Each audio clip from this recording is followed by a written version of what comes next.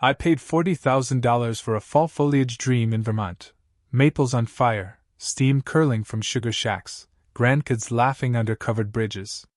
At the airport, families were hugging. My son leaned in and whispered, "Dad, I forgot to buy you a ticket. Go home." The gate screen told the rest, 4 names, not 5. Not a mistake, an erasure. I stood there with a boarding pass that didn't exist and a heart that suddenly did. What came next wasn't just about a vacation. It became a fight for truth, for the future of 2 kids who still save me seats, and for a father who refuses to be written out with a shrug. Before I tell you how it all turned, drop a comment. Where are you watching from, and what time is it right now? I'll be reading. The hum of the airport carried a kind of promise, families laughing, luggage wheels tracing bright lines across the tile, the smell of roasted coffee curling through recycled air. I stood at the Burlington terminal that morning feeling younger than my 67 years. Vermont had been my wife Helen's dream, maples blushing red against mountain ridges, small inns with rocking chairs and pumpkin pie on the porch. She'd wanted to go every autumn, but time and illness had a way of folding plans into someday. After she passed, I told myself I'd still go. This year, finally, I would bring our son and his family. $40,000. That's what I wired to my son Drew when he said he'd handle everything. Flights, lodges, tours, the works. "Dad, relax," he'd said over the phone. "You've earned this. Let me make it special." His wife Brooke had echoed it with her polished warmth. "You'll love the photos we've planned." I'd imagined the grandkids, Noah and Ellie, their faces pressed to the window as the plane cut through clouds toward Maple Country. That vision had carried me through the long, quiet nights when Helen's absence still echoed in the hallway. So I arrived early, like always. Engineer's habit. I lined my shoes on the floor just so, carry-on neatly balanced beside me. I remember checking my watch as the board blinked our flight number in clean blue light. Families clustered around, sharing mints, passing coats. Beside me, Drew was half smiling at his phone, Brooke guiding the kids toward the check-in line. It looked ordinary enough, too ordinary maybe. The woman at the counter greeted us with that soft airline tone, half cheer, half hurry. "Morning, sir. Last name?" "Whitaker," I said. "5 of us total." She typed, eyes flicking across the screen. Then again, slower. The practiced smile faltered. "I'm not seeing your name attached to this reservation." I thought she'd misheard. "Try Thomas Whitaker. My son Andrew handled the booking." She nodded, fingers gliding, the keyboard clicking like falling dice. Then her voice softened. "I have 4 passengers, Andrew, Brooke, Noah, and Ellie." "That's it." I felt my chest tighten. "That can't be right," I said. "There are 5. He booked for 5. I turned toward Drew. He was still looking at his phone, but I caught the shift in his shoulders, the quiet exhale. Not surprise, recognition. My mind started counting instinctively, like I was back on a bridge site checking measurements. 4, not 5. $40,000. 1 missing name. "Dad," he said, stepping closer, his voice low, careful. "Let's not make a scene." "A scene?" I repeated, still trying to process what I was hearing. "My name isn't on the tickets, Drew. There's no seat for me." He rubbed his temple, the way he used to when he was caught in a lie as a teenager.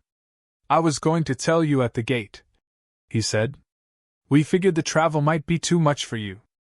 Long flights, transfers, it's better this way." Better. The words scraped against my ribs.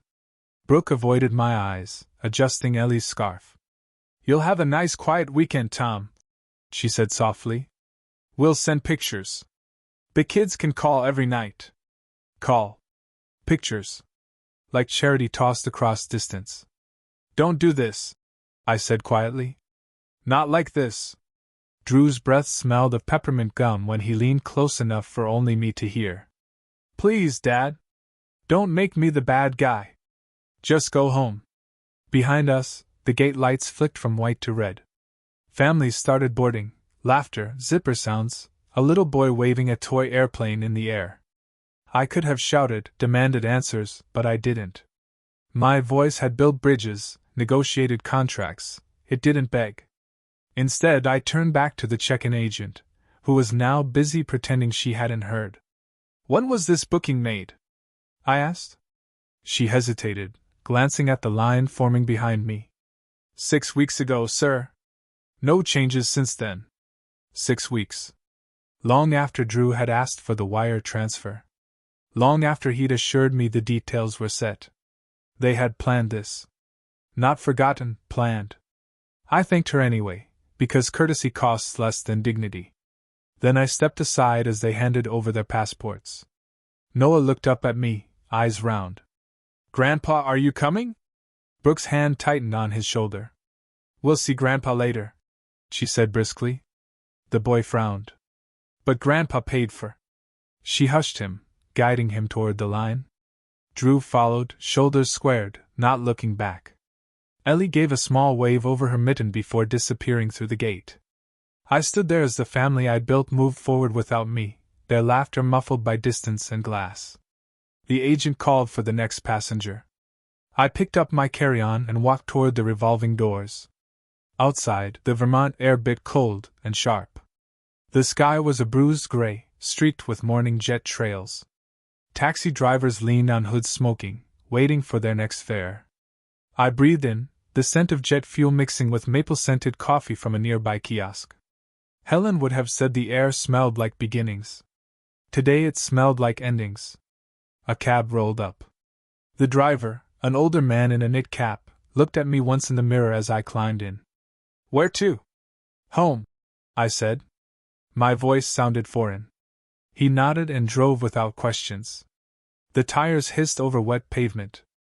Warehouses blurred by, their windows fogged like half-forgotten promises. I opened my wallet to pay at the end of the ride. Inside was the faded photo Helen had slipped in years ago, me and the kids on a sled, cheeks red, her handwriting on the back. For our next trip north. My jaw clenched. When the cab stopped, I handed the driver the fare and a tip too generous to explain. He just nodded, like he'd seen worse kinds of silence. The house greeted me with that soft sigh Helen used to notice, the sound of settling wood and memory. I set the suitcase by the door and looked around. Her reading chair still faced the window. The maple tree outside had begun to turn, leaves curling red and gold. I stood in that quiet until it grew heavy, then walked to my old workroom. On the shelf sat a thick ledger bound in cracked brown leather, once used for bridge designs and survey notes. I set it on the desk, uncapped a pen, and wrote across the top line. Day 1, Betrayal confirmed. 4 names, not 5. $40,000 transferred. Son says better this way? I say theft wears polite shoes. I underlined the last sentence, the way I used to mark stress points on a blueprint. The paper took the ink evenly, no bleed, no hesitation. That ledger would be my armor now. The phone began to buzz, first polite then angry. Messages stacked one after another. Dad, please answer. The kids are crying. Tom, this isn't fair. You'll regret this. Old man, don't start something you can't finish. I read them all, one by one, and wrote them into the ledger. Evidence, not emotion. The house creaked as evening settled. I walked through the rooms touching each memory, Helen's teacup on the shelf, the doorframe marked with Noah's height, Ellie's watercolor taped to the fridge. Each detail felt like proof that I existed, that I wasn't the ghost they wanted me to become. By nightfall, the calls had stopped. The ledger lay open under lamplight, pages half filled with neat handwriting. Outside, the maple swayed in the wind, branches etched against the pale moon. I poured myself a cup of coffee the way Helen had taught me, slow pour, small circles, no rush. The first sip was bitter enough to keep me awake. They had taken my seat on a plane, but not my footing. Tomorrow, I would start drawing lines again, not the kind that mark bridges, but the kind that separate truth from convenience, family from manipulation, love from control. I looked out at the maple again, its trunk steady under the weight of the wind. They forgot the wrong man, I said quietly. And with that I closed the ledger. Day 1 was complete. Morning came like a slow confession. Pale light crept across the hardwood floor, brushing against the empty suitcase still leaning by the door. I sat at the kitchen table with my coffee, watching the steam rise and fade, the way plans do when no one holds them steady. Outside, the maple tree glowed amber under the thin Vermont sun. Helen used to call mornings like this golden beginnings.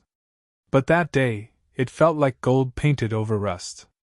I opened the ledger again, the ink from yesterday's entry dried to a deep, quiet black. There was something solid about handwriting, permanent, deliberate. You can't erase pen as easily as spoken words. I turned the page and wrote, Day 2, reality sinks slow, like frost into soil. The phone buzzed again. I didn't rush to answer. Messages stacked like unpaid bills. From Brooke, Tom, please stop this silence. The kids don't understand. Then another from Drew, you're blowing this out of proportion. We'll talk when we're back. Finally, if you loved us, you wouldn't make this harder. I let the words sit on the screen until they dimmed. Then I transcribed them carefully into the ledger. Evidence, not reaction.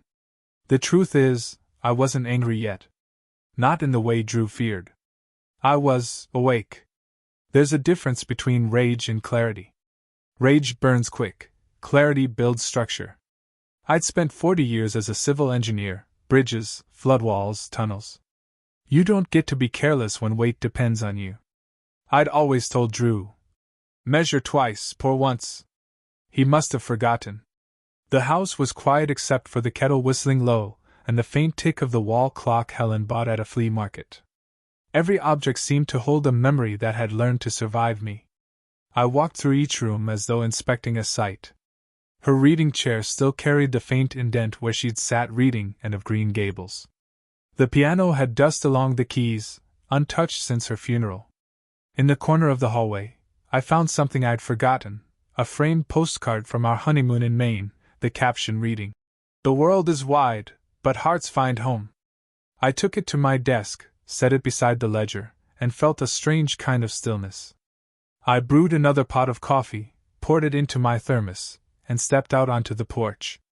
The autumn air was crisp, the kind that smells faintly of smoke and change. The neighbor's dog barked twice before settling. Somewhere in the distance, I heard the faint whistle of a morning train. Vermont in the fall had always been Helen's language. She spoke in colors. Inside, my phone lit up again, this time, a voicemail from an unfamiliar number. The automated voice identified itself as a travel credit department asking to confirm cancellation of Mr. Thomas Whitaker's group reservation. My chest tightened. Cancellation? My son had already cashed in the tickets. The trip he told me was too exhausting for me to attend was already being refunded. Not to me, to him. I called the airline myself, forcing calm into my tone. Yes, this is Thomas Whitaker, I said. Can you tell me where the refund for booking 2Z7F was sent? The representative, polite but mechanical, replied. The refund was issued to the original card used for purchase. Andrew Whitaker. Can you tell me when that was processed? 2 days ago, sir. 2 days. Before the flight even left. My son hadn't just excluded me, he'd profited from it. When I hung up, the silence that followed wasn't empty. It had weight.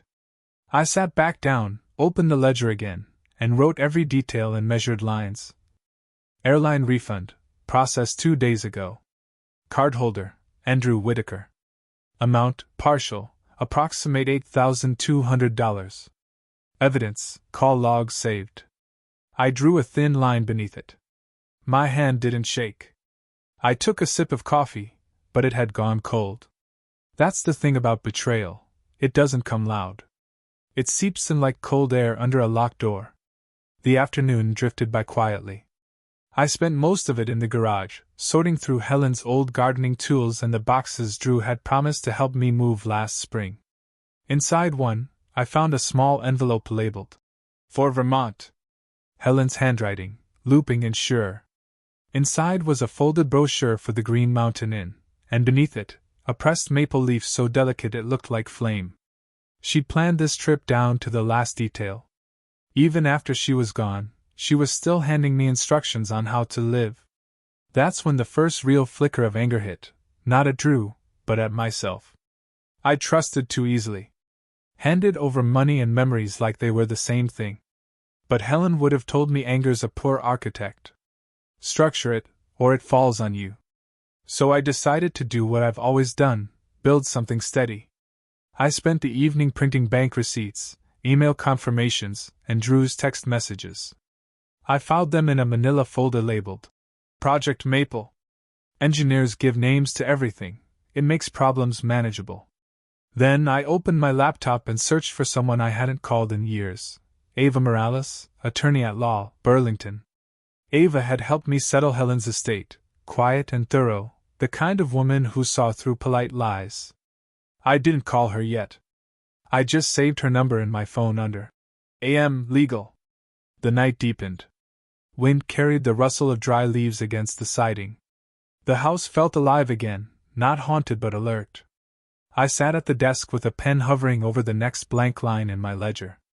For a long time, I didn't write. I just listened, to the ticking clock, the creak of the floorboards, the world still turning despite everything. Finally I wrote, if they can erase me from a trip, they can erase me from more. Time to reinforce. The word reinforce stopped me. It was an engineer's word. It meant more than repair, it meant to strengthen what already stands. That night, just before bed, my phone buzzed again. A voicemail from Noah, my grandson. His voice was small, uncertain. Grandpa, did you get lost? Dad says you didn't want to come, but I know you did. I saved you a seat on the bus. My throat tightened. I replayed it twice. The innocence in his tone hurt more than Drew's betrayal. I grabbed a sheet of Helen's old stationery, the one with blue borders and a tiny maple leaf embossed at the top. I wrote slowly, block letters so Noah could read without help. Noah, thank you for saving me a seat. Sometimes grown-ups forget what that means. But I'll be there for the next ride, no matter how long it takes. Love, Grandpa. Then I wrote one for Ellie. Ellie, remember when Grandma showed you how sap turns to syrup? It takes time, and heat, but it always turns sweet in the end. Don't forget that. Love, Grandpa. I placed both letters by the door with tomorrow's mail. Before turning in, I checked the locks, front, back, garage, then paused by the maple tree outside. Its branches trembled under the night breeze, leaves catching the porch light like coins. Helen used to say maples teach patience. They shed what no longer serves them, quietly. Patience, then, I whispered. But not silence. Inside, the clock struck 10. I poured myself a small glass of bourbon, not for escape, just for warmth, and opened the ledger one more time. Under the day's entry I wrote. Next step, secure finances. Change beneficiaries. Document everything. I underlined it twice, then closed the book. In the hush that followed, I realized something that both scared and steadied me. Drew thought he'd ended the story at the airport, but he'd only written the prologue. Tomorrow, I'd start the real narrative. And this time, every line would be mine. The next morning broke clear and cold, the kind of Vermont day where frost outlines every blade of grass like a warning. I woke before the sun, brewed my coffee slow, and stared out the kitchen window at the maple tree swaying against the pale sky. For the first time in years, the house didn't feel lonely, it felt alive with purpose. I wasn't sure where this road would lead, but I knew one thing: silence had done enough damage. I gathered the stack of printed papers I'd prepared the night before, bank receipts, wire confirmations, Drew's texts, and the airline refund note I'd scribbled in my ledger. I slipped them into a leather folder, the same one I'd once used for bridge schematics. It smelled faintly of cedar and ink, old but reliable, like me. By 9, I was standing in line at Vermont Federal Bank, a building of glass and brass that gleamed like order itself. The clerk behind the counter, a woman my age with silver hair pinned in a bun and a brooch shaped like a lighthouse, looked up and smiled. "Good morning, Mr. Whitaker," she said. "It's been a while." "Too long," I replied, setting the folder on the counter. "I need to make some adjustments to my accounts." She led me into a small glass-walled office that smelled faintly of toner and winter coats. I explained calmly what I needed: new beneficiaries, new authorizations, new locks on old doors. "I'd like to remove Andrew Whitaker from my linked access accounts," I said evenly. "And I'd like to update my estate directive to allocate the Educational Trust to the Bayfield Scholarship Fund." Her eyebrows lifted slightly, but she didn't question me. Professionals rarely do when a man's voice carries finality. She began typing, her nails clicking softly. "You'll need to sign a few forms, Mr. Whitaker. I'll print them now." I nodded, feeling a strange steadiness settle into my bones. Every signature felt like the turn of a key, every pen stroke another layer of armor. I'd spent a lifetime designing structures to bear weight. Now I was building one to bear betrayal. When the last page printed, she slid it across the desk. "Keep this safe," she said, handing me a small silver key. "It's for your new safe deposit box." "I always do," I said. The vault was quiet, the air cold and metallic. Inside I placed 3 things. The original airline receipt showing 5 travelers. Helen's pressed maple leaf, the one marked for Vermont. The deed to my house, the only place still truly mine. As I closed the steel door, the sound echoed like punctuation. Final. Certain. Outside, I zipped my coat and took a long breath. The sky was bright now, the streets alive with people. I'd thought the world might feel smaller after what Drew did, but in truth, it felt wider. Maybe that's what happens when you stop standing still. On my way home, I stopped by the old coffee shop off Main Street, the one Helen loved because they still used handwritten menus. The barista, a young woman with freckles and kind eyes, recognized me. "The usual Mr. Whitaker?" "Black. Strong," I said. "No sugar today." When she handed me the cup, she smiled politely. "Big plans this weekend?" I almost laughed. "Just paperwork," I said. The chair by the window was warm from the sun, and for a few minutes I let the world blur outside. I thought about Drew and Brooke up in the mountains, pretending everything was normal, posting photos for the world to see. A smiling family under autumn leaves. I wondered if they'd already told the kids why Grandpa didn't come. Maybe they said I'd forgotten, or gotten tired. Lies usually start with convenience. Halfway through my coffee, my phone buzzed again. A text from an unknown number. "This is a courtesy reminder from Maple Realty regarding your property consultation scheduled for Monday, October 9th. My stomach dropped. Property consultation? I hadn't scheduled anything. I called the number immediately. A man answered, brisk and polite. "Maple Realty, this is Sean." "Yes," I said, keeping my tone neutral. "I just received a confirmation about a property consultation under my name." He checked his system. "Yes, Mr. Whitaker, scheduled by a co-owner on record, Andrew Whitaker. Something about pre-sale assessment." "Pre-sale?" I repeated. "My property is not for sale." He hesitated. "I'm sorry, sir. The request came from an email address verified to your family trust. It included an authorization form, signature attached." "Send me that form," I said sharply. A minute later, the PDF arrived. I opened it on my phone. The signature at the bottom, my signature, looked almost perfect. Almost. The loop on the T was wrong. I hadn't written it. I thanked the realtor, hung up, and exhaled slowly. It wasn't just money now. Drew was moving to take everything, my house, my savings, maybe even my name. I returned home and laid out all the evidence on the dining table: the refund record, the texts, the forged authorization. The table looked like a crime scene, except the weapon was trust. I called the number I'd saved the night before, Ava Morales. She answered on the 3rd ring, her voice steady and low. "Tom Whitaker," she said. "It's been a long time." "What's happened?" "Something that feels like engineering failure," I said. "Only this time, the bridge collapsing is my family." "Tell me everything," she said. I did. Slowly, carefully, like a blueprint being unfolded, one betrayal at a time. She didn't interrupt. Lawyers who've seen the worst know when silence helps the most. When I finished, she said, I'm drafting two things for you: a demand letter for repayment or reinstatement of funds, and a notice of unauthorized property action. Do not speak to them directly again.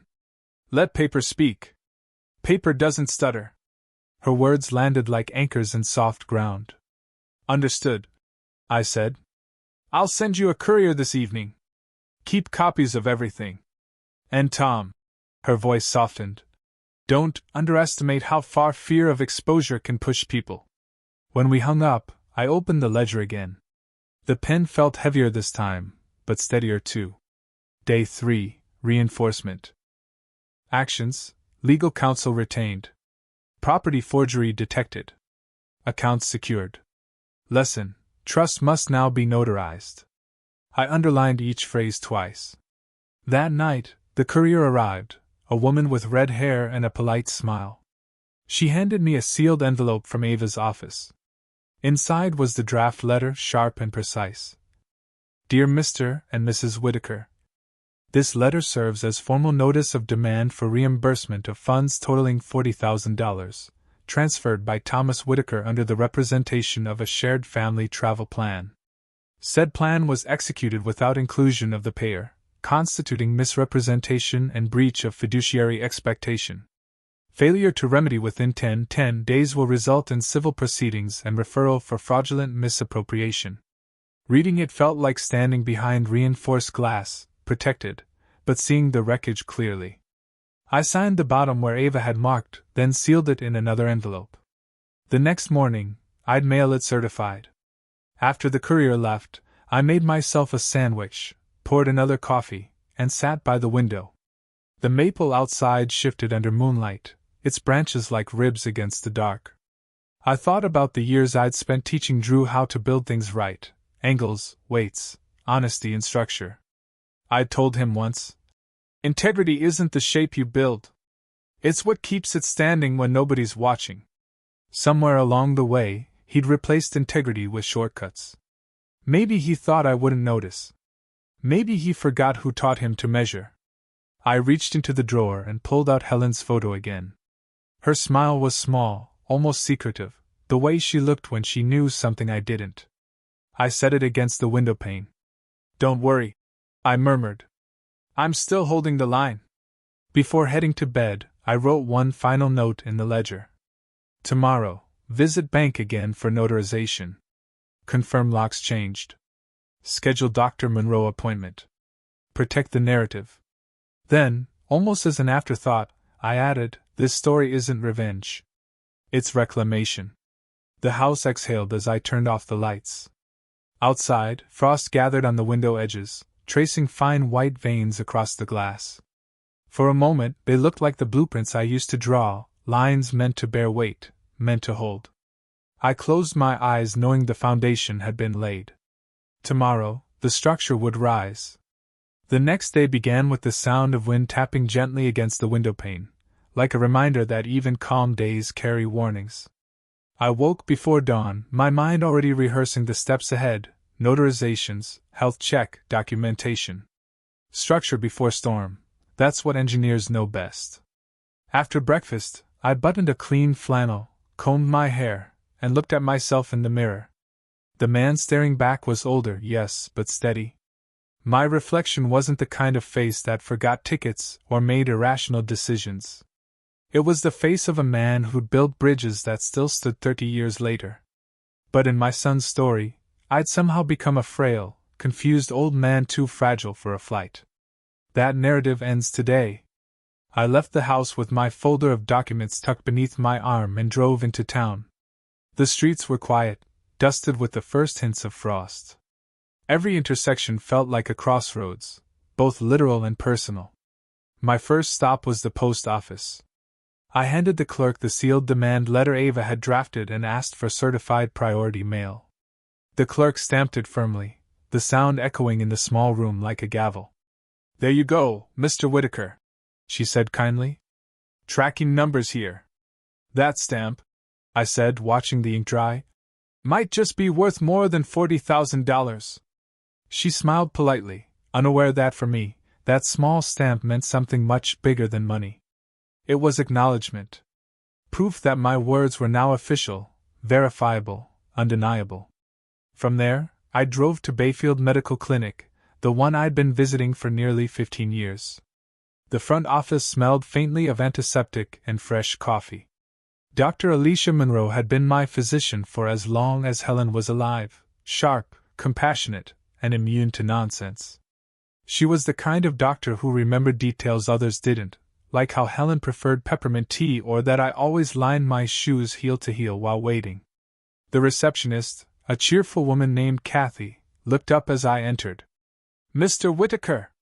Haven't seen you in a while. You all right?" "I'm fine," I said. "Just need a full evaluation today. Physical, cognitive, everything documented." Her smile faded a little, replaced by concern. "Everything okay?" "I just need a paper trail," I replied evenly. "The kind you can't argue with." She nodded slowly, understanding more than she said. "Dr. Monroe can see you at 2. I'll mark it urgent." Until then, I walked down to the rusty Anchor Diner for lunch. It was a small place with cracked vinyl booths and a bell over the door that jingled like an apology. I ordered a turkey sandwich and black coffee, sitting near the window where I could watch the cars roll past. Halfway through the meal, my phone buzzed again. A new message from Brooke. "Brooke, Tom, please call us. The kids are worried. Drew's really stressed. This legal stuff is unnecessary. Let's talk calmly." I typed a reply, then deleted it. Instead, I wrote in my ledger, "Message from Brooke." Tone, manipulative empathy. Goal, withdrawal of legal action. Response, none. Evidence, not emotion. By 2 o'clock, I was sitting on the paper-covered exam table at Bayfield Clinic, shoes lying neatly on the floor, folder resting beside me. When Dr. Monroe entered, her white coat crisp and her expression kind, I felt something in me unclench. "Tom," she said, "you look more determined than sick. What's going on?" I told her everything, not every detail, but enough. The trip, the exclusion, the threats, the legal steps. Her expression didn't change. She just listened, tapping her pen against the clipboard in that thoughtful rhythm she had. When I finished, she said quietly, "You did the right thing coming here. Let's make sure no one twists this against you." She began her exam, blood pressure, reflexes, memory prompts. Her voice was calm, professional. "Tom, tell me today's date." "October 12th. I answered without hesitation. "Where are we?" "Bayfield Clinic, room 3. "Who's the current president?" I smiled faintly. "Still the same one as last week." She chuckled, writing something down. "Orientation intact. Cognition normal. You're steadier than half the patients I see under 40. When she finished, she looked me directly in the eye. "Would you like me to write an official statement?" "Yes," I said. "Something signed and dated for my records." Without another question, she dictated to her assistant as I watched. Patient is oriented to person, place, time, and situation. Independent in daily living. No evidence of cognitive impairment or mental decline. She signed it with her neat, looping signature and handed me the paper in a plastic sleeve. "Keep this safe," she said. "It's armor." Armor. That word echoed in my head all the way back to the car. On the way home, I stopped by the Bayfield Police Department. The same 2 officers who'd once conducted a welfare check after Drew's earlier, concerned call, were on duty. I carried a small box in my hands, a still warm cherry pie from the bakery near the station. The younger officer, Ramirez, looked surprised. "Mr. Whitaker! Everything all right?" I handed over the pie with a polite smile. "Just wanted to say thank you for doing your job with respect, not theater." He grinned. "We try, sir. Everything good at home?" "Getting there," I said. "One page at a time." The senior officer, Jenkins, nodded approvingly. "If anyone gives you trouble again, you know where we are." "I'll keep that in mind," I said, meaning it. When I returned home, I placed Dr. Monroe's letter inside my safe deposit folder and took out my ledger. I wrote the new entry carefully. Day 4, competence established. Medical documentation secured. Officer relations confirmed. Emotional stability intact. Lesson: when they question your clarity, show them ink and signature. Not 10 minutes later, my phone buzzed again.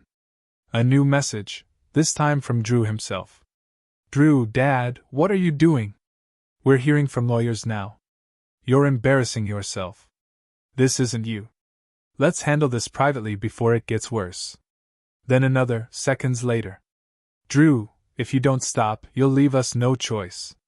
No choice. That phrase lodged like ice behind my ribs. It wasn't concern, it was control. I took a photo of the messages, printed them, and clipped them to the ledger page. Evidence grows roots when kept together. Then, almost as if on cue, another message arrived, from a different number this time. Unknown sender, Mr. Whitaker, this is Eldercare Network. We received a referral expressing concern about your decision-making capacity. Could we schedule a home assessment this week? A welfare check disguised as care. I almost laughed. They weren't subtle anymore. I called Ava immediately. She picked up after one ring. I assume this is about the referral? She said, as if she'd been expecting it. Yes, I replied. How did you know? Pattern, she said. When manipulation fails financially, it shifts to credibility. They'll try to paint you as unfit. Don't worry, I'll handle it. But do me a favor, document the call. I already did, I said, glancing at the recorder app still running on my phone. She chuckled softly. Good. You're a quick study, Tom. Paper doesn't stutter, remember? I hung up and sat quietly for a while, the hum of the refrigerator filling the silence. Outside, twilight bled through the windows, turning the maple leaves into flickers of gold and rust. I poured myself another cup of coffee, the kind Helen used to make, slow percolator, cream stirred until it turned the color of barnwood. Then I picked up my pen again. Day 4, Addendum. Attempted character defamation through eldercare referral. Counsel informed. Response, documentation and non-engagement. Quote, silence isn't surrender, it's strategy. The rest of the evening passed quietly. I read one of Helen's old books, The Bridges of Madison County, until the words blurred into memory. When I closed it, I caught a scent of her perfume faintly trapped in the pages, lavender and rain. It steadied me. Before bed, I did my usual walk through the house, a ritual that felt like both inspection and prayer. The deadbolt clicked firm under my palm. The ledger lay open on the desk, illuminated by the desk lamp. The maple outside swayed gently, its leaves whispering against the window like applause. For the first time since the airport, I didn't feel small. I felt aligned, like the world's weight was once again distributed properly, beam to beam, line to line. They wanted to call me confused. They wanted to make me question myself. But the truth was written, notarized, stamped, and signed. And paper, once signed, carries more weight than gossip ever will. As I turned out the light, the last thing I saw was the maple outside, branches steady against the wind. It wasn't just surviving autumn, it was preparing for spring. So was I. Morning broke pale and silver, frost webbing across my porch rails like threads of intent. The air carried that sharp scent unique to Vermont in late fall, half smoke, half sap. I woke before the alarm, already dressed in the same wool coat I'd worn the day Helen passed. I didn't know why I chose it. Maybe armor sometimes looks like old fabric.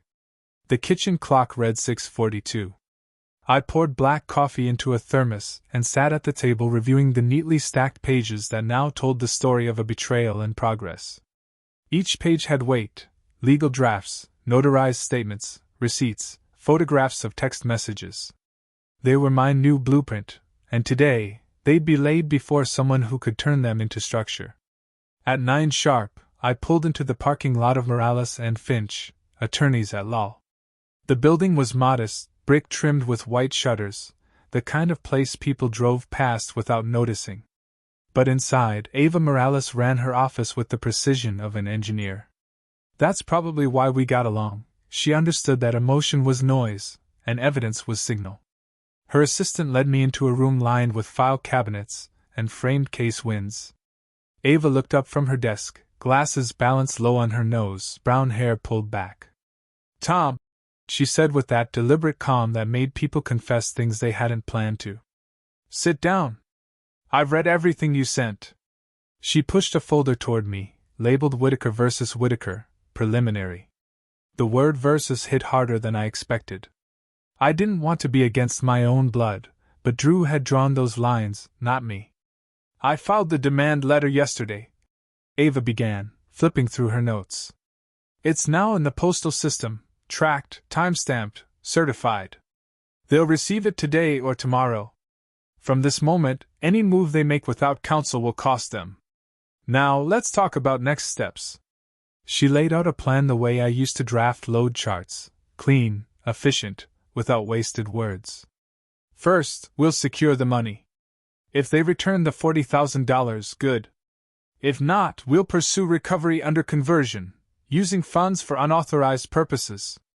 Second, we'll preemptively block any action on your home or accounts. The forged authorization form is enough to trigger a fraud investigation." "Will it escalate to criminal?" I asked. "It might," she said, her tone level. "But we'll cross that bridge when we reach it." For a moment, her choice of words made me smile. Bridges. Always bridges. "What about the kids?" I asked quietly. "Noah and Ellie." She glanced at her notes. "I've seen enough of these cases to know children often become leverage. So we'll add protective orders, no disparagement in front of minors, no unauthorized custody transfer, and no corporal punishment. That covers both emotional and physical boundaries." The last phrase hit me harder than I wanted to admit. "You think there's danger?" Ava met my eyes. "I think there's pressure. And pressure makes people do cruel things when they start to lose control." I nodded slowly, letting that truth settle like dust after demolition. She stood, walked to the window, and pulled the blinds slightly open. Outside, downtown Burlington glowed with early light, families hurrying to work, leaves scattering in gusts of gold. "You know," she said, "my father was an engineer. He used to say bridges fail when people stop respecting tension." I smiled faintly. "That's accurate. So is this," she said, turning back to me. "You're the tension, Tom. You're the line that holds this family together. But now you have to make sure that line doesn't snap under weight it didn't create." Her words carried the same cadence as Helen's used to when she wanted to tell me something important. "Then let's reinforce," I said. "Good," she replied. "I've already prepared drafts for your signature." She handed me 2 documents, a financial preservation order and an emergency injunction draft in case Drew tried to transfer property titles. I read every line, the way I used to check stress calculations on bridge girders. Then I signed, slow and precise, each stroke deliberate. When I was done, Ava said softly, "You're not fighting for revenge, Tom. You're fighting for record. And records win." On my way out, she added one last instruction. "If you get any calls from realtors, banks, or consultants, forward them straight to me. And don't let them bait you into conversations. Let paper speak. Paper doesn't stutter," I said, repeating her line from earlier. She smiled. "Exactly." The drive home took me along Route 2, winding through the skeletal remains of autumn. The maples had lost half their leaves overnight, and the ones still clinging to branches glowed copper in the noon light. Vermont was changing coats, preparing for winter. And I realized I was doing the same. At a stoplight, I saw a billboard for the Green Mountain Heritage Cruise, the very same company Drew had chosen for our canceled trip. A smiling family stood beneath a headline that read, "Make memories that last forever." I almost laughed. Memories, it turned out, had expiration dates when trust ran out. When I got home, the mailbox flag was raised. Inside were 2 envelopes, one from Maple Realty and another from a bank I didn't recognize. I brought them inside, set them on the table, and slit them open with the edge of a butter knife. The first contained a property valuation report on my home, dated 3 days ago. The second, a loan pre-approval notice under Whitaker Family Holdings LLC, listing my address as collateral. My breath caught. They'd gone further than I thought. Drew hadn't just planned to sell my house, he'd used it to apply for financing. I sat down hard, the papers trembling slightly in my hands. Then I did what had become instinct. I reached for my ledger and began writing. Day 5, Escalation. Findings: unauthorized valuation and loan pre-approval using property address. Action: counsel notified. Fraud documentation attached. Emotion: none. Structure: over storm. I took photos of both documents and emailed them to Ava with the subject line, "They've moved from deception to construction." Her reply came within minutes: "Do not call them. I'll file an emergency injunction by morning. We'll stop the loan before it funds." For the rest of the afternoon, I stayed busy. I replaced the lock on the back door, organized my safe deposit receipts, and made a checklist of every account still connected to Drew. Each checkmark felt like another rivet driven into a steel beam, security through precision. By evening, I needed air. I walked down to the lake near the edge of town. The water was still, reflecting the fiery horizon. Helen used to call this Vermont's quiet hour, when the world felt both alive and suspended. I stood there, hands deep in my coat pockets, and whispered, "I'm holding the line, Helen.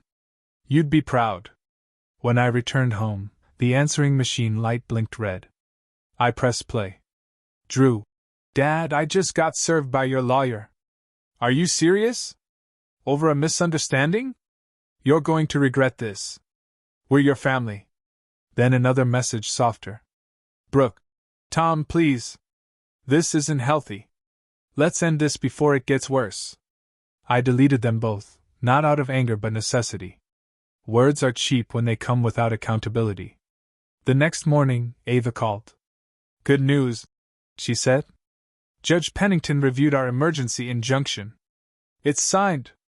The bank and realty office are frozen from any further actions." "That was fast," I said. "You can thank your organization," she replied. "The judge said, and I quote, Mr. Whitaker's documentation is better than most corporations. You're winning by discipline, Tom." "Discipline's all I have left," I said quietly. "Not quite," she countered. "You also have truth. That's heavier." She was right. Truth carries its own gravity. After the call, I sat at my desk with a fresh sheet in the ledger and wrote. Day 6, structural integrity maintained. Court protection secured. Fraud intercepted. Paper holds. Then below it. Note to self: a bridge doesn't resist storms, it channels them. That night, for the first time since the airport, I slept straight through until dawn. No nightmares, no phone buzzing.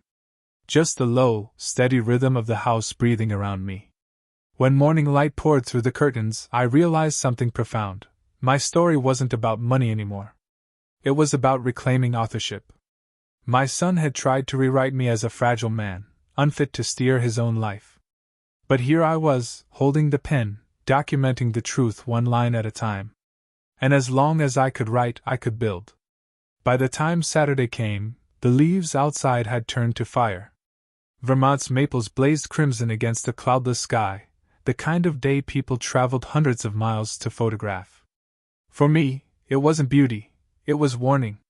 Beauty before a storm is nature's way of lying. I woke to an email from Ava, subject line: Public meeting request. Inside were 3 lines. Drew and Brooke have requested an in-person discussion to resolve matters privately. I recommend you meet them, but only in a public setting. Document everything. I'll be on standby. Public setting. Controlled environment. Paper and witness. Ava didn't need to say more. At exactly 11:30 a.m., my phone buzzed with a text from Drew. Main Street Cafe. Noon. Come alone. The irony wasn't lost on me. The same cafe Helen and I used to visit on Saturdays for maple scones and black coffee. I almost laughed. Almost. I put on a clean jacket, slid my notebook into the inner pocket, and drove into town.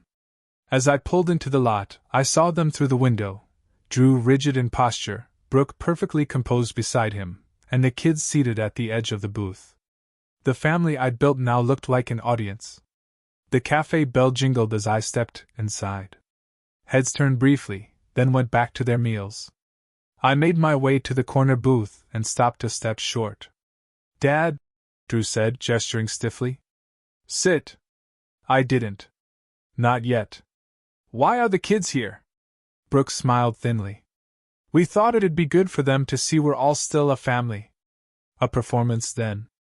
I sat across from them, back to the wall, the way habit teaches men who've been ambushed before, whether in business or blood. The smell of coffee and fried onions hung in the air, warm but heavy. Noah looked up, hesitant. "Grandpa, I drew this for you." He slid a folded napkin across the table. I'd opened it to find a pencil sketch of a covered bridge, the kind we'd planned to visit together. Underneath, in crooked letters, "For Grandpa. Bridges don't fall if they're strong." My throat tightened. "It's perfect," I said softly. Drew cleared his throat. "Dad, we didn't ask you here for nostalgia. We're here to talk about the situation." Brooke reached into her purse and pulled out a packet of papers, clipped neatly with blue tabs. "It's a power of attorney," she said smoothly. "Springing, not immediate. It activates only if you're incapacitated. It protects everyone." I stared at the document. The edges were sharp, the ink still fresh. "When did you prepare this?" She glanced at Drew, then back at me. "Last week." "Before or after you forged my signature on the property authorization?" Brooke's smile froze, then thinned further. "You thought wrong," I said, my voice low but steady. "Sit still, both of you. You've done enough thinking for the rest of us." Drew's jaw tightened. "We're trying to protect you." "From what?" I asked.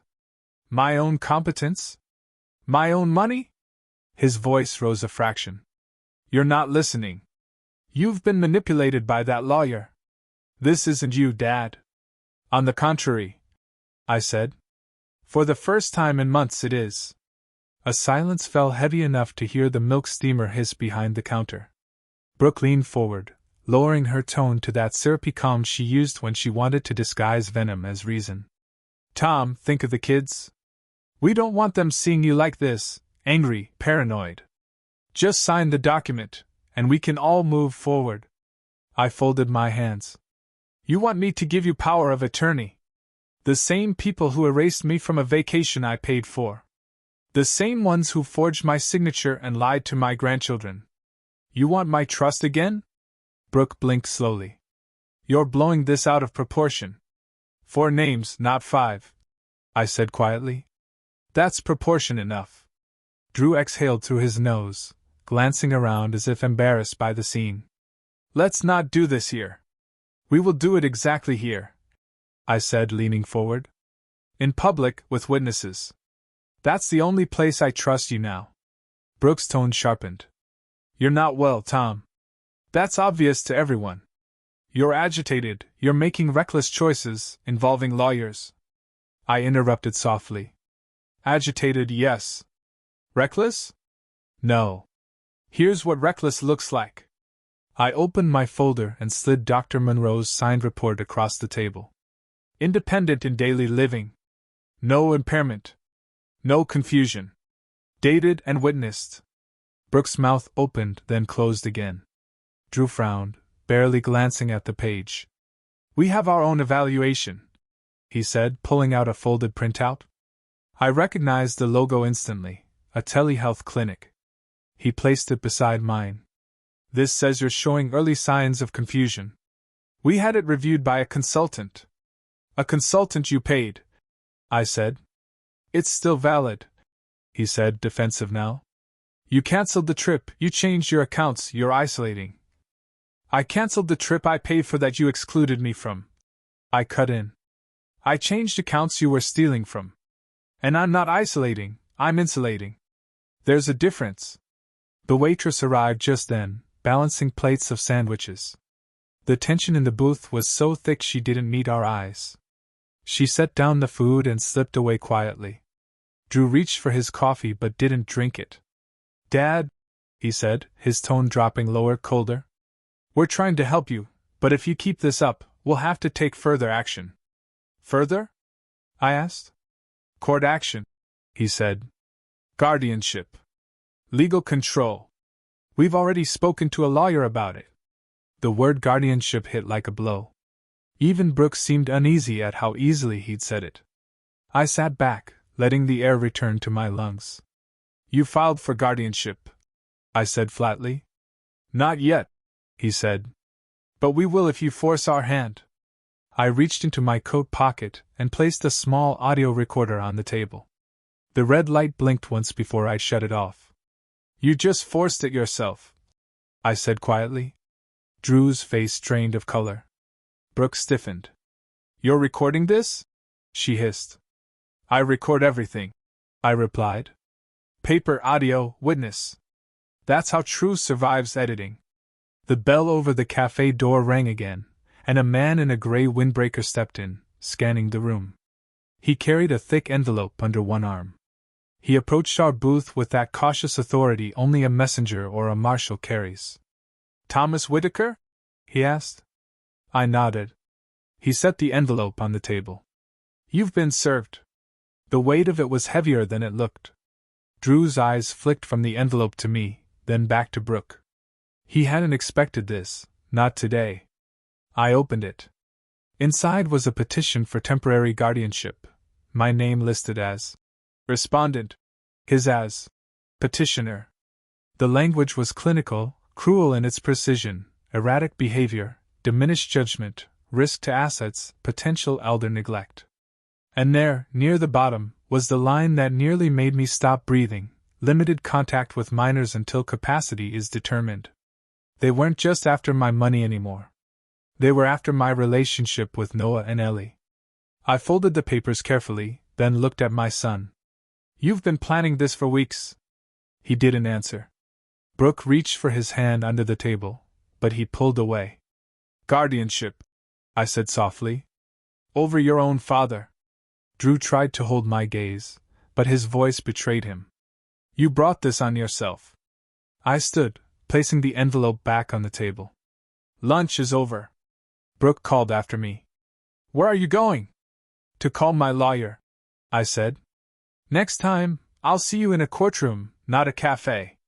As I stepped out into the sunlight, the cold air hit like a slap, sharp and clean. The sky was the color of steel, but the light felt honest. For the first time, I wasn't shaking. The hum of downtown faded behind me as I walked to my car. I took one last look through the window of the cafe. Brooke sat still, head lowered, while Drew stared blankly at the papers between them, their own signatures reflected back like mirrors they didn't want to look into. I drove home in silence, hands steady on the wheel. Inside, I laid the petition flat on the table beside Dr. Monroe's letter. One lie, one truth. One flimsy, one solid. Then I opened the ledger again. Day 7, public confrontation. Event, lunch meeting. Petition for guardianship served. Audio recorded. Witnesses present. Outcome, intent confirmed, control, not care. Next, contact counsel. Prepare evidence binder. I underlined the last line twice. Then, for the first time in weeks, I laughed. A short, humorless laugh, but still a release. They'd declared war in a diner surrounded by witnesses. And I had every word of it preserved. The maple outside the window shimmered in the wind, leaves scattering like sparks. I whispered to it. "If they want to build a cage, let them. I'm still the one holding the blueprints." The next morning arrived gray and sharp. The kind of cold that doesn't just live in the air, it lingers in your bones, quietly whispering that winter is near. I sat at my desk, a pot of coffee half drunk beside me, the guardianship petition spread open like a blueprint of betrayal. Across the top of the page, in bold, printed type, in the matter of Thomas Whitaker. That single line turned my life into a legal case. Ava called right at 7. Her voice was calm, deliberate, The sound of a woman who'd fought storms and walked away dry. "Tom," she said, "I read the petition. They overplayed their hand."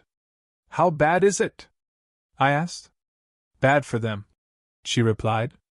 "They've built their entire argument on speculation, phrases like erratic behavior and confused decisions. You have documented evidence, medical verification, and a recorded meeting. That's more than most people bring to trial. We'll file a motion to dismiss, but I want to do more than that." "What's more?" "We build a counter-narrative," she said. "Paper for paper. Facts for fear. They use fiction to undermine you. We'll use structure to expose them." Her tone steadied me more than the caffeine ever could. "What do you need?" "Everything," she said. "Bank statements, Dr. Monroe's letter, the realtor forgery, your ledger pages, the recording of yesterday's meeting, even Noah's voicemail if you still have it." "I have it all," I said. "I know," she said with a faint smile in her voice. "You're an engineer, Tom. And engineers don't crumble, they reinforce. Let's reinforce this." By noon, my dining table had transformed into a command center. Folders labeled house, health, money, kids, court stretched across the wood-like rows of fortifications. Each one a defense wall, every document a brick of truth. I started with the house folder. Property deed, insurance policy, fraud report from Maple Realty, printed photos of the forged authorization form. The loop on the T still looked wrong, no matter how long I stared at it. Then the health folder, Dr. Monroe's evaluation, lab results, appointment logs. Clean, clear, factual. No interpretation needed. The money folder was heavier. Bank statements showing withdrawals Drew made, annotated wire confirmations, Ava's demand letter copies, refund confirmation from the airline. I'd even printed screenshots of Drew's text. "You'll regret this." Next came kids. It wasn't just sentimental, this one mattered most. Copies of Noah's voicemail, Ellie's leaf drawing, their school photos. I'd also received a message from Miss Carter, their school counselor, after I'd emailed her earlier that week just to check in. Her reply was brief but revealing. "Mr. Whitaker, thank you for your concern. I can't share much due to confidentiality, but I have observed increased anxiety in Noah and some troubling signs of stress in Ellie. I've documented everything accordingly." I printed it, sealed it, and added it to the kids' binder. That one line, "documented accordingly," carried the quiet power of truth. Finally, court. Ava had emailed me the official motion she'd drafted, motion to dismiss guardianship petition with prejudice, meaning permanent. It was sharp, structured, and merciless. I read through it line by line. The petitioner's claims are baseless and unsupported by credible medical or behavioral evidence. Respondent Thomas Whitaker has demonstrated ongoing independence, cognitive stability, and fiscal responsibility. All exhibits attached prove the petitioner's attempts to assume control through coercion, misrepresentation, and fraud.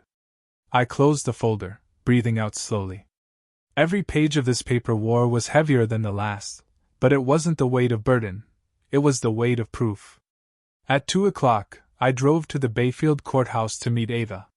The parking lot was half empty, coated in a thin film of frost. She was waiting on the steps, coat buttoned high, hair pinned neat against the wind. "Got everything?" she asked. I handed her a box filled with folders. "Every piece of paper that remembers." She smiled faintly. "Perfect." Inside, we went straight to the clerk's office. The woman behind the counter looked up from her computer. "Filing for case 22 BF 1047? Ava nodded. "Motion to dismiss with exhibits." The clerk stamped the first page. Received and filed, October 15th, 9:42 a.m. That sound, the smack of rubber on paper, was Victory's heartbeat. "Now," Ava said quietly as we walked out, "we wait for the judge to set the hearing date. But in the meantime, I have something else in motion." "What's that?" "I've contacted Ms. Carter and Dr. Monroe as potential witnesses," she said. "They'll be subpoenaed if needed. The court respects professionals who document behavior over gossip." I nodded. And the officers? Already submitted their welfare check reports, she said. Clean, factual, and in your favor. I almost laughed. Feels like I'm building a bridge again, load, balance, counterweight. Ava grinned. Exactly. Only this time, the bridge is between lies and law. That night, I sat by the window with a cup of coffee gone lukewarm. The maple outside had lost most of its leaves now, its branches reaching up like tired hands against the gray sky.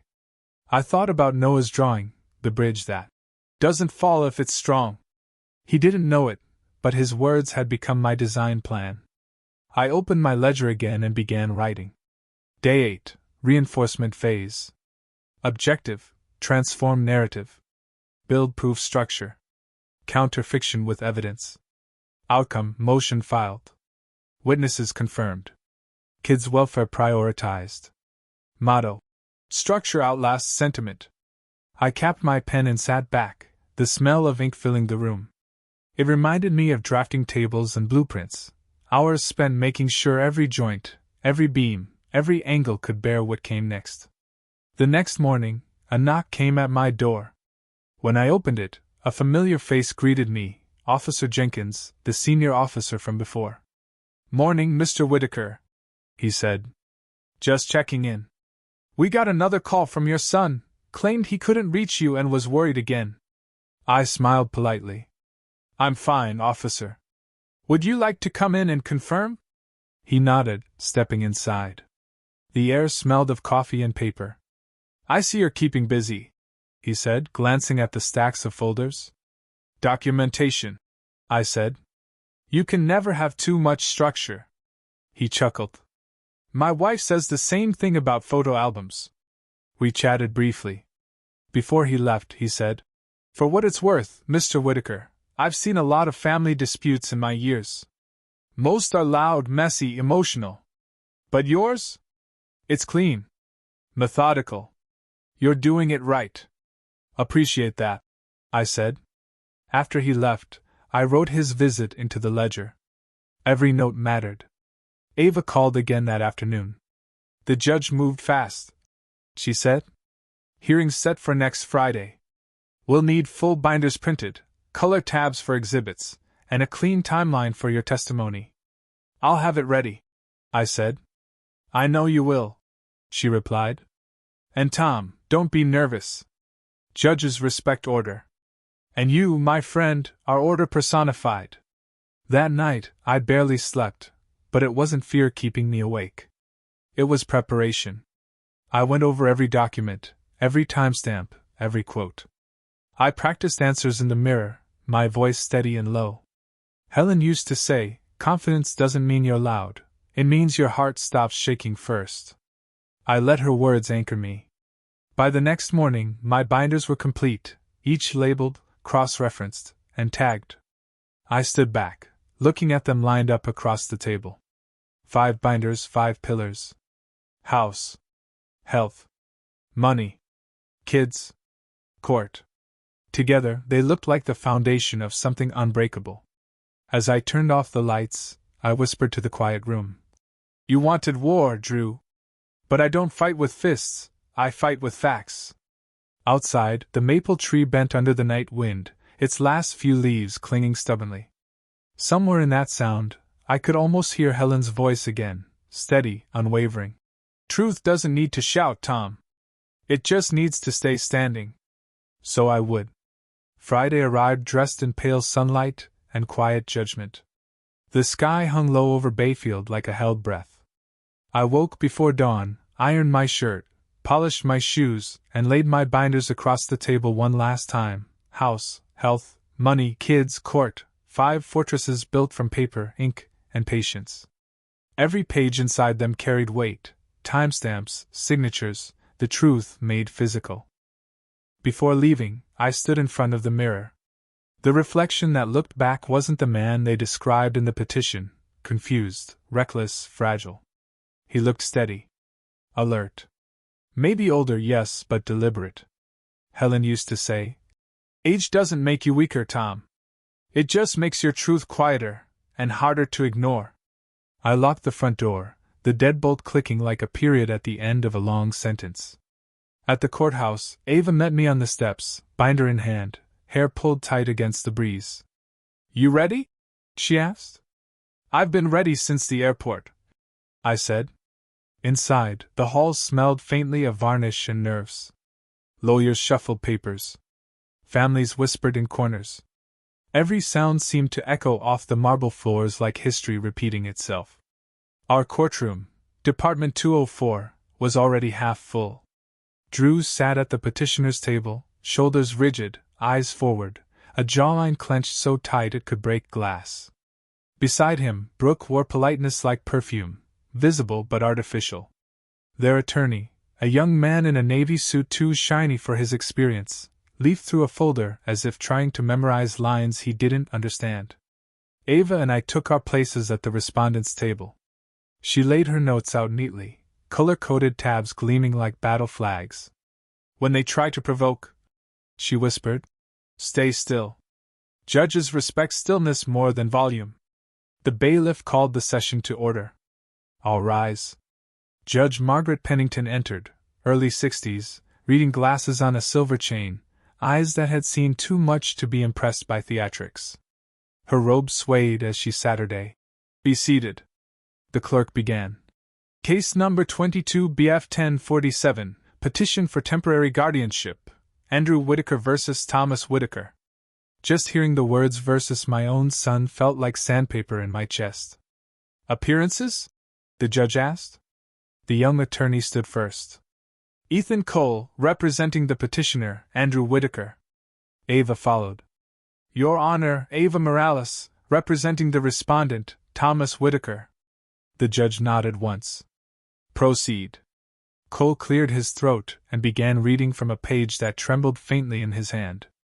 "Your Honor, this is a simple matter of concern for an aging parent who may be making impulsive, financially risky decisions. My client's father recently transferred $40,000 to fund a family trip, then abruptly canceled participation, resulting in confusion, distress, and erratic behavior. There have been sudden account changes, isolation, and refusal to communicate. We seek temporary guardianship only to ensure his safety and financial stability." He paused, glancing toward Drew, who nodded stiffly, rehearsed. "Thank you, counsel," the judge said. "Do you have supporting exhibits?" Cole held up a few papers. "We've submitted an affidavit of concern and a telemedicine report indicating cognitive decline." Ava stood smoothly. "Your Honor, we object to the medical report. It's unsigned, unsworn, and generated without an in-person evaluation. Under Rule 703, it holds no probative value."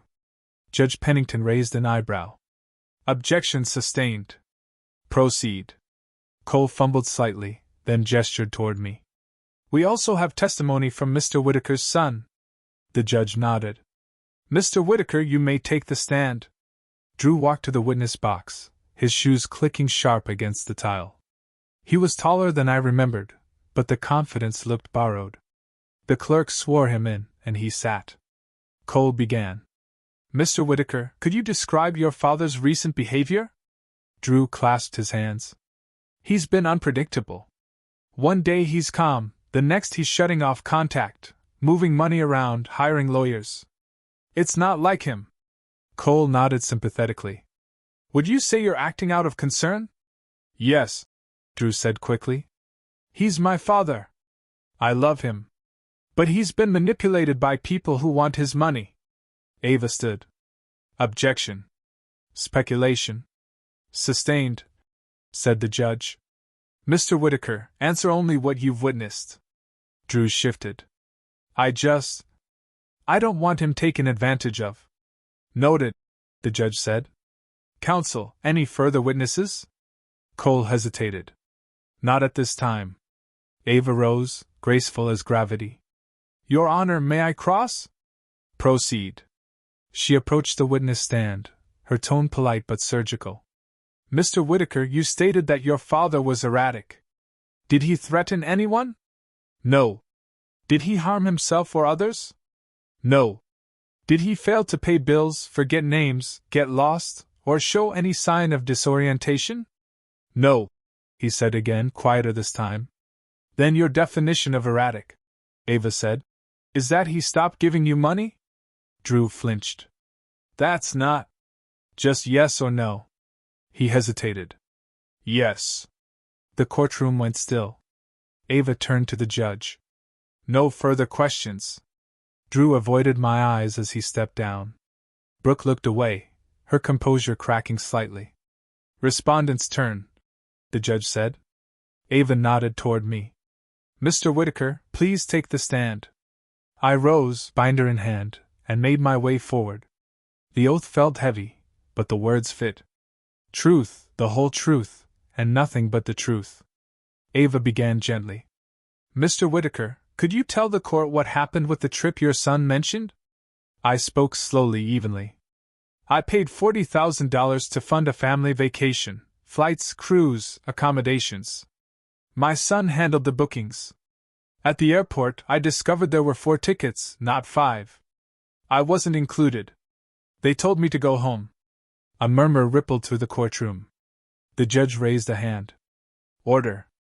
Ava continued. What did you do next? I went home, documented everything, and contacted legal counsel. I've acted methodically, not impulsively. Every action is recorded, dated, notarized, and witnessed. Do you have proof of your competency? Yes. I handed Dr. Monroe's evaluation to the clerk. Signed by my physician of 15 years. It confirms my full cognitive and emotional stability. Ava addressed the judge. Your Honor, Exhibit A, medical evaluation confirming competence. The judge read it silently, then nodded. Admitted. Ava smiled slightly. Mr. Whitaker, why do you think your son filed this petition? I met Drew's eyes across the room.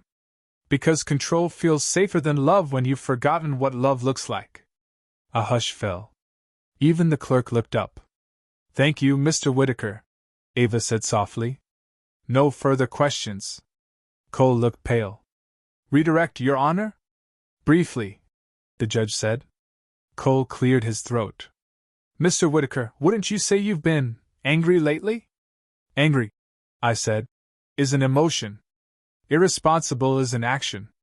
I've shown one, not the other. The judge almost smiled. That's enough, Mr. Cole. Ava stood. Your Honor, we call 2 witnesses, Ms. Carter, the school counselor for Noah and Ellie Whitaker, and Officer Jenkins of Bayfield PD.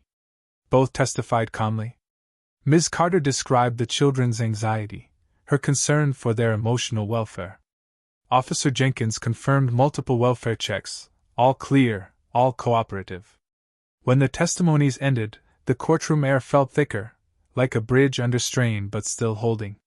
Judge Pennington leaned back, removing her glasses. I've heard enough. She looked at Drew first. Mr. Whitaker, you claim your actions are for your father's protection. But what I see is an attempt to seize control of a man who is clearly capable, lucid, and methodical. She tapped Dr. Monroe's letter with one finger. This evaluation carries more weight than any online consultation. Your petition relies on assumptions, not evidence. Drew's lawyer opened his mouth, but the judge silenced him with a glance. Furthermore, she continued, the court finds your father's documentation exemplary. Frankly, I wish half the cases before me were this organized. A small ripple of laughter broke through the gallery. Judge Pennington signed a form on her desk. The petition for guardianship is hereby denied with prejudice. Additionally, I am issuing protective orders, no corporal punishment, no removal of the children from the county without 72 hours' notice, and no disparagement in front of minors. Brooke gasped softly. Drew stared at the desk, jaw flexing. The judge looked at me. Mr. Whitaker, you've held the line with dignity. You may consider this matter closed. The gavel didn't bang, it didn't need to. The sound of her pen scratching across paper was enough. Outside the courthouse, the sky had cleared.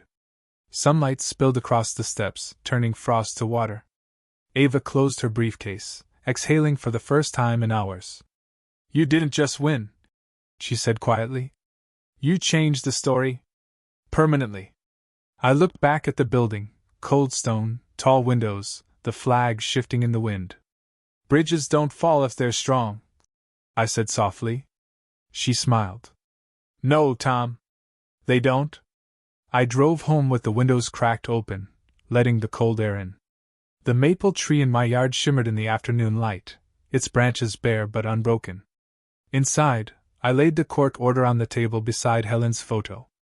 We did it, I whispered. The rails are in place. A few hours later, a knock sounded at the door. When I opened it, Noah and Ellie stood there with their mother behind them. Brooke's eyes were red-rimmed, but her voice was soft. They wanted to see you, she said simply. Noah rushed forward, holding another drawing, this time a bridge covered in snow, a small figure standing beneath it. It's you, Grandpa, he said proudly. Still standing. Ellie hugged my leg. Mom says we can visit every weekend now. I looked at Brooke. She nodded once, quiet but genuine. Behind them, Drew stood by the car, arms folded. Our eyes met. He didn't smile, didn't wave, but he didn't turn away either. Sometimes change begins with the absence of defiance.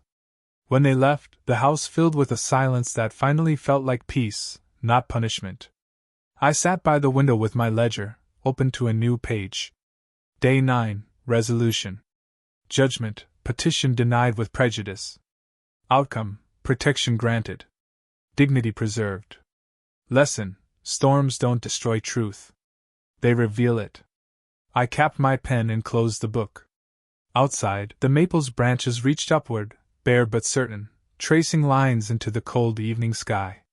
I whispered the last words Helen ever wrote to me, words I now finally understood.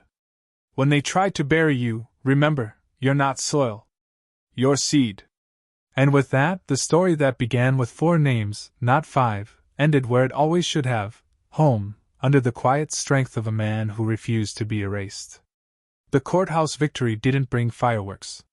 It brought quiet. The kind of quiet that seeps into the bones, soft and steady, like the hush after a long storm finally passes. When I woke the next morning, sunlight poured through the window, tracing gold across the wooden floor. For the first time in months, I didn't reach for my ledger immediately. I just sat on the edge of the bed, listening. The house didn't feel like a fortress anymore. It felt like a home again, breathing, stretching, alive.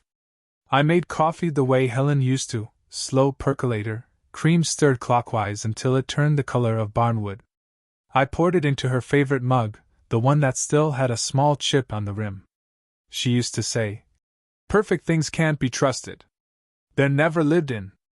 The maple outside had lost nearly all its leaves. The last few clung stubbornly to the branches, orange and fragile, catching light like small fires refusing to go out. I understood them now. Ava called mid-morning. "I just received confirmation," she said. "The guardianship case is officially closed. No appeal. No reopening." "Good," I said. "I'm done with battles. You earned the right to peace, Tom." She hesitated a moment. "The local paper is covering the story, just a short piece about senior independence and family law. They want to quote you." I laughed softly. "Quote me? What would I even say?" "Something you already said once," she replied. "Paper doesn't stutter." After we hung up, I sat back in my chair, letting that line settle. Paper doesn't stutter. It remembers. That afternoon, I drove to Bayfield Elementary, carrying a small wooden box in my hands. Inside were 2 objects wrapped in tissue paper, one for Noah, one for Ellie. Ms. Carter met me in the hallway. Her smile was warm, but her eyes were knowing. "They'd been waiting all morning," she said. When the bell rang, Noah and Ellie came running out of their classroom, laughter echoing down the corridor. "Grandpa!" Ellie squealed, wrapping her arms around my waist. I knelt, handing Noah the first gift. Inside was a compass, brass, polished, engraved with the words, "Find your own north, even when maps lie." Noah turned it over in his small hands, eyes wide. "It's real metal. It's real truth," I said. "Never follow someone who breaks your direction." He nodded solemnly, as if he understood more than a 10-year-old should. For Ellie, I unwrapped the second gift, a small hourglass filled with maple sugar crystals instead of sand. When life feels slow, don't rush it, I told her. Some sweetness only comes from waiting. She shook it gently, mesmerized by the sparkle. Before I left, Ms. Carter thanked me quietly. You're giving them something they'll remember when they're grown. I'm just repairing the bridge, I said. Days turned into weeks. The air grew colder, mornings coated with frost that glittered like crushed diamonds. The routines of my life, coffee, walking, journaling, felt less like habits and more like small acts of survival. One morning, I received a letter in the mail. The handwriting was shaky but familiar. I recognized it before I opened it. Drew. Dad. I've spent weeks trying to justify what I did. Every excuse sounds smaller than the truth. I thought I was protecting you. But maybe I was protecting myself, from guilt, from fear, from facing how far I've drifted from what you taught me. I know you don't owe me forgiveness. But I'm asking for a chance to earn it. Drew. The paper trembled slightly in my hands, not from anger, but from release. I set it down beside Helen's photo and whispered, maybe that's enough for now. Later that day, I replied with a single page. Son, bridges don't rebuild in a day. But I'm willing to draw the plans. Dad. No threats. No lectures. Just a blueprint. By December, Vermont was wrapped in white. The maple stood bare but resolute outside my window, its limbs dark against the snow. I decorated the porch with a single string of lights, the same ones Helen used to hang crooked every winter. They blinked unevenly, imperfect and beautiful. That evening, I hosted Cocoa Night. It had started as a promise after court, every Saturday, no exceptions. The kids called it Warm Saturdays. Noah and Ellie arrived first, bundled in scarves. Brooke followed, carrying a pie. Drew came last, alone, quieter than I'd ever seen him. We didn't talk about the case. We didn't talk about money. We just talked about Vermont, the way the snow muffled everything, how the air smelled of cedar and smoke. At one point, Noah looked up from his mug. Dad says bridges need both sides to stay up, he said. I smiled. He's right. One side can't hold forever. Drew looked at me across the table, guilt flickering behind his eyes. I didn't say anything. I didn't need to. Sometimes silence is the only language strong enough to carry forgiveness. When they left that night, Drew lingered on the porch. He glanced at the lights, blinking weakly against the dark. You kept the old ones? He asked. Helen never let me throw them out, I said. She said they're like people. If they still shine, even a little, you don't replace them. He nodded slowly. I'll see you next week, Dad. That next week felt like a bridge being tested and holding. As winter deepened, my world grew quieter, but not empty. Letters arrived from strangers who'd read about my case, some sharing their own stories, some just thanking me for speaking up. One note read simply, "Thank you for showing that standing your ground doesn't mean standing alone."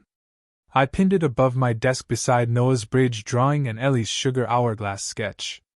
Every morning after that, I'd look at those three pieces, childhood, patience, and resilience, and remember why I fought in the first place. One early February morning, I visited Helen's grave for the first time since the trial. Snow covered the headstones in soft white caps. I brushed the snow from hers gently, tracing my fingers over the carved letters, Helen Whitaker, 1952 to 2019. Loved beyond measure. I did what you'd want, I said. I didn't shout. I didn't crumble. I built. The wind answered softly through the bare trees, like her voice whispering through memory. I took a folded page from my coat pocket, one of the last ledger entries, and read it aloud. Day 40, Closure. Event, Reconciliation in Progress. Family repaired by truth. Lesson, love is a structure. It doesn't break, it bends, absorbs, then stands again. I tucked the page beneath a small stone and smiled. Your bridge still stands, Helen. Spring came slow that year, almost reluctant. But one morning, when I stepped outside, I noticed the first buds forming on the maple. Tiny green shoots pushing through cold bark. After everything, it was still growing. Still alive. That afternoon, I sat at my desk, pen poised over a new journal. The first line came easily. New ledger, the season of repair. Then, beneath it, Day 1, life after paper. Goal, build warmth, not defense. Teach the kids to draw bridges that last. Motto: when structure meets forgiveness, strength becomes love. As I finished writing, sunlight broke through the clouds, glancing off the glass of the framed court order on my shelf. The light shimmered like a quiet applause. I closed the journal, leaned back in my chair, and whispered to the room. The storm didn't win. It just taught me how to build better roofs. Outside, the maple's branches swayed in the soft breeze, alive, unbroken, whispering like memory through the air. Spring melted into the kind of Vermont summer that feels earned. The mornings came warm, the nights cool, and the air hummed with the smell of grass and possibility. I'd spent months rebuilding, quietly, without grand gestures, the way bridges heal after storms, not by erasing the cracks, but by reinforcing them from within. The maple tree outside my window had gone full green, its branches alive again. When the wind blew through, the leaves whispered like applause. Sometimes I'd sit on the porch with my coffee and imagine Helen sitting beside me, a book in her lap, the same gentle smile that made strangers feel like family. The court papers were tucked away now. The ledgers closed. The binders labeled house, health, money, kids, and court had all been moved to the safe. I didn't look at them often, but I couldn't bring myself to destroy them either. They were reminders, not of war, but of endurance. It's strange how peace feels heavier than conflict at first. Silence after chaos leaves space for echoes, and those echoes sound a lot like regret. But over time, they turn into something else, music, even. One morning in early June, Noah and Ellie showed up at my door with a surprise. Ellie held a cardboard box wrapped in butcher paper and tied with twine. "Don't peek until we say so," she giggled. I laughed. "You sound like your grandmother." Inside the box was a birdhouse, painted the color of the Vermont sky, with a small plaque on the front that read, "Whitaker's Rest, home for every feather." "We made it at school," Noah said proudly. "It's for you. And the birds. And Grandma, too." I stood there for a moment, unable to speak. My throat felt like gravel. "It's perfect," I finally said. "Let's hang it together." We picked the lowest branch on the maple, just high enough that the wind could find it, but the squirrels couldn't. As we stepped back, Ellie squeezed my hand. "Grandma would like it here," she said. "She would," I whispered. "She loved this tree before I ever learned to listen to it." They stayed the whole day. We grilled on the porch, played cards, and watched the first robins dart in and out of the new birdhouse. I noticed Drew standing by the fence once or twice, hands in his pockets, watching us. He didn't come closer, but that was all right. Some distances need time before they can turn into steps. When he finally did walk up the path, the sun had already begun to set, staining the sky gold. "You've got a good crew here," he said quietly.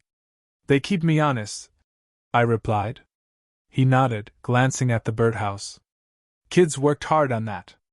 They take after their father," I said, and that was the first time I'd said those words without bitterness. Drew's eyes softened. "I'm still trying to be the man you taught me to be." I looked out at the maple, strong against the fading light. "Then start by keeping your word, and teaching them the same." He swallowed hard. "I'm sorry, Dad." The apology wasn't polished or practiced. It came out raw, trembling, real. That made it enough. "I know," I said. "Now let's keep building."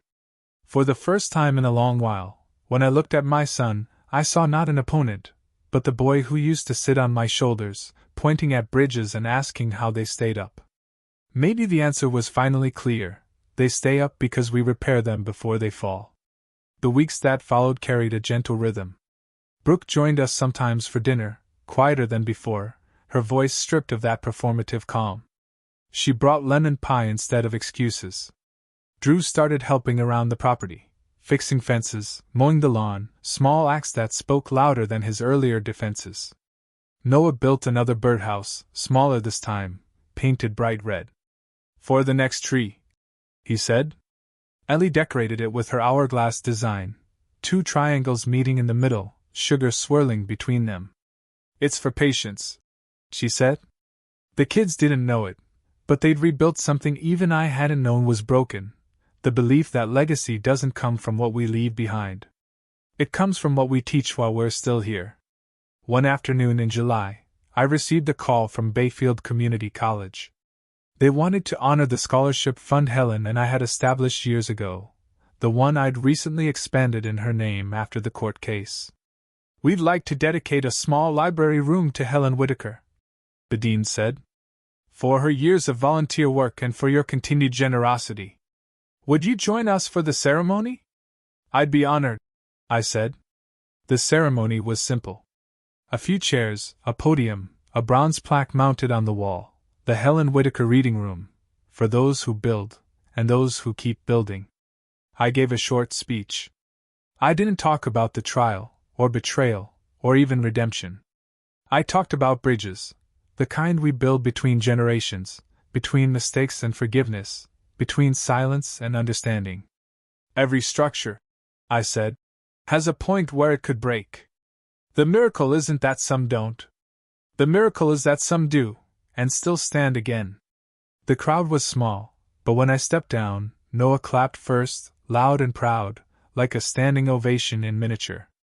By late summer, the house felt alive in ways I hadn't expected. The walls, once heavy with absence, now carried laughter again.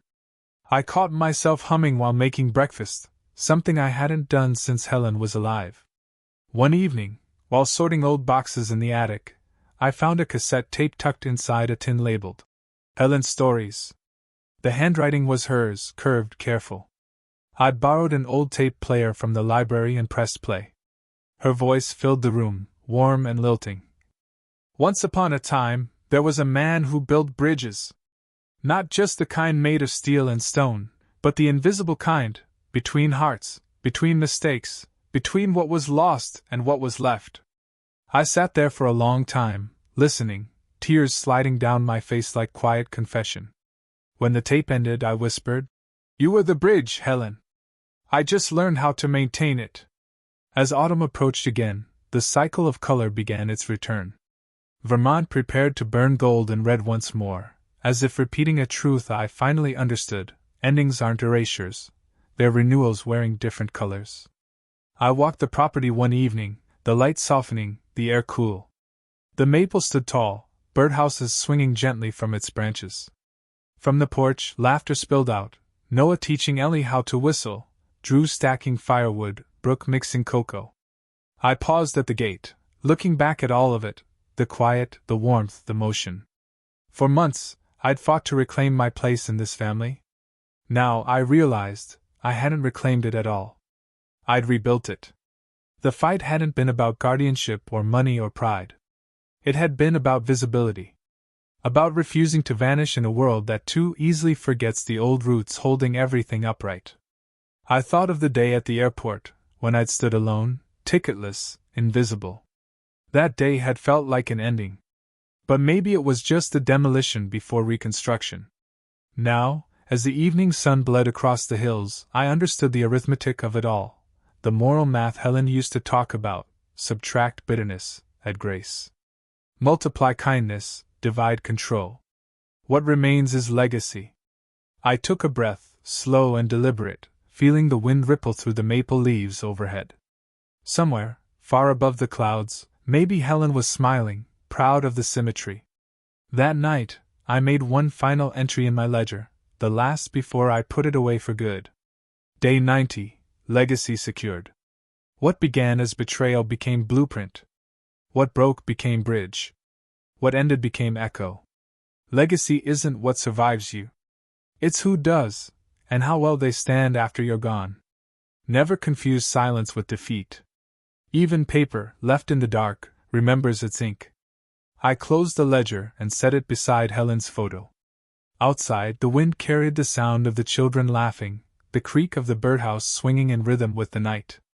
And as the porch light flickered, casting long shadows across the yard, I realized something simple and final. I wasn't erased. I was rewritten, stronger, clearer, in ink that would never fade. When my son told me to go home, I thought he meant defeat. But home was never a place, it was a promise. I went home, yes, but not to disappear. I went home to rebuild. And maybe that's what every story like mine is really about. Not revenge, not victory, but the quiet art of restoration. If you've listened this far, tell me where you're watching from, and who you're fighting for. Because sometimes the smallest comment, the quietest word, is how we remind the world that our stories still exist. And no matter how they try to erase us, we write ourselves back in.